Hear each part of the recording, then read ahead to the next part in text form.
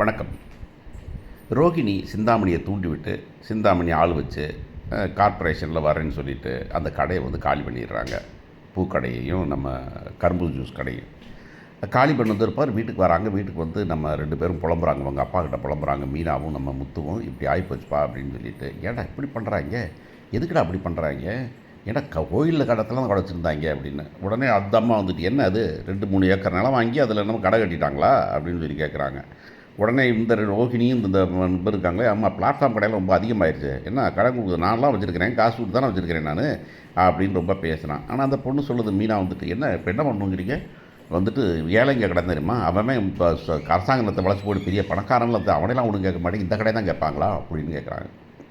ஆனால் 3 பேர் வழக்கம் போல் தான் தற்குறித்தனமாக பேசுவாங்களே, தற்குறித்தனமாக பேசுகிறாங்க. பேசின உடனே அந்த அம்மா சரி சரி இப்போ நீ என்ன பண்ணுவாங்க, கடையை பண்ணணுமா, கடையை பார்த்துட்டு உட்காந்துருப்பியா நீயே, உங்கள் கடை தானே போச்சு, இங்கே எல்லாம் சாப்பிட வேண்டாமா, சமைச்சிட்டியா நீயே அப்படின்னு கேட்குறாங்க. உடனே இல்லை தன்னை சமைக்கலையா, ஓஹோ அப்போ சரி பேசாமல் போய் இப்போ போய் 2 கிலோ சிக்கன் வாங்கிட்டு வந்து எனக்கு சிக்கன் பிரியாணி திங்கன்னு ஆசையாக இருக்குது உனக்கு.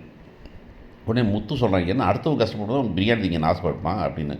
உடனே என்ன கொண்டாடுறீங்களா நீங்கள் அப்படின்னாக்கா, மேம் இப்போ மனோஜ் சொல்கிறான், என்ன கொண்டாடுறது, எதனா கொண்டாடணும்னு சொல்லுவேன் நீங்கள், அம்மாவுக்கு பிரியாணி திங்கன்னு ஆசைப்படுறதுலாம் கொண்டாடுறதா நீங்கள் அப்படின்னு கேட்க சுருதி வந்துடுறாங்க. எதுக்கு கொண்டாடணும், எதுக்கு பண்ணணும், மீனா எவ்வளோ ஃபீல் பண்ணியிருக்காங்க, அவங்கள போய் நீங்கள் பிரியாணி செய்ய சொல்கிறீங்க அப்படின்னு.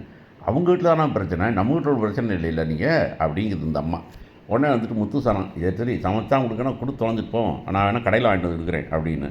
உடனே மனோஜ் சொல்கிறாங்க, ஏன் அம்மா ஆசைப்பட செய்யக்கூடாதா அப்படின்னு. ஏன்னா நீ செஞ்சு கொடுக்க வேண்டியதானே அப்படின்னு. உடனே அந்த பிள்ளை சொல்லுது, ஆண்டி நாம் என்ன செய்யட்டுமா ஆண்டி அப்படின்னு. ரோகிணி கிட்டன்னா யாருனாத்துக்குமா அன்றைக்கி தக்காளி சோறே வாயில் வைக்க முடியல, இப்போ என்ன செய்யணுமா அப்படின்னு கேட்கும்போது ஒரு ஓரமாக சந்தோஷமாக இருந்தாலும், ஆனால் ரோகிணியை இவ்வளவு வளர விடுறது ரொம்ப தப்பு. செருப்படித்து மூளையில் உட்கார வைக்கணும்னு சொல்லுவாங்களா, அந்த மாதிரி ஒரு தடவை ஆச்சு சிக்கி உட்கார வச்சு திரும்பி வர சொல்லணும். எப்போ கடைசி வரைக்கும் இதை இழுத்துக்கிட்டே போனால் எப்படி ஆகிறது அப்படிங்கிற கொஸ்டினாக இருக்குது.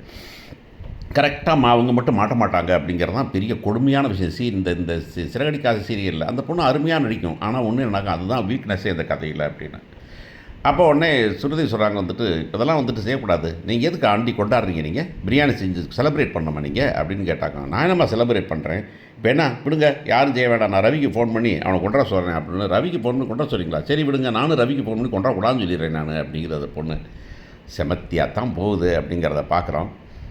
இந்த அம்மாவில் தாங்கவே முடியல, எந்திரிச்சு என்ன நினைச்சிட்டு இருக்கேன், நான் சாப்பிடக்கூடாதா நான் அப்படி கூட அப்படி தானே, ஆமாம் சாப்பிடக்கூடாது தான், அவங்க பயன்படுத்தி நீங்கள் கொண்டாடிக்கிட்டு இருக்கீங்க, மீனா எவ்வளோ கஷ்டப்படும், மனசு கஷ்டப்படும் அப்படின்னு சொல்லும்போது இந்த அம்மாவுக்கு அந்த அம்மா இப்போ சுருதிக்கு வருதான சுருதிக்கிட்டவங்களால் ஒன்றுமே பேச முடியல அப்படிங்கிறது தான் விஷயம். போங்க, நான் பார்வதி வீட்டில் போய் நான் பிரியாணி தின்னுக்கிறேன் அப்படின்ட்டு பார்வதி வீட்டுக்கு போகும்போதே பிரியாணி வாங்கிட்டு போகுது. அங்கே சிந்தாமணியும் சிலமங்கள் இருக்காங்க. இன்றைக்கி கொண்டாடுறோம் அப்படின்னு அந்த மீனா அவங்க அம்மா பூக்கடை வச்சுருந்தால, ஏன் பெரிய கடையாக வச்சுட்டாங்களா, அதான் கொண்டாடுறியாம்னு, அந்த கடையே இல்லாமல் போச்சு அப்படின்னு சொல்கிறாங்க. இதுக்கு சிந்தாமணி தான் காரணம் அப்படிங்கிறது சிந்தாமணி சொல்ல போகிறாங்களா இல்லை அதையும் சொல்ல மாட்டாங்களா அப்படிங்கிறது தெரியல. ஆனால் ஒன்று, அங்கே முத்து நான் கண்டுபிடிச்சி ஆகணும்னு தெரிகிறான். பாப்பா எப்படி போகுதுன்னு.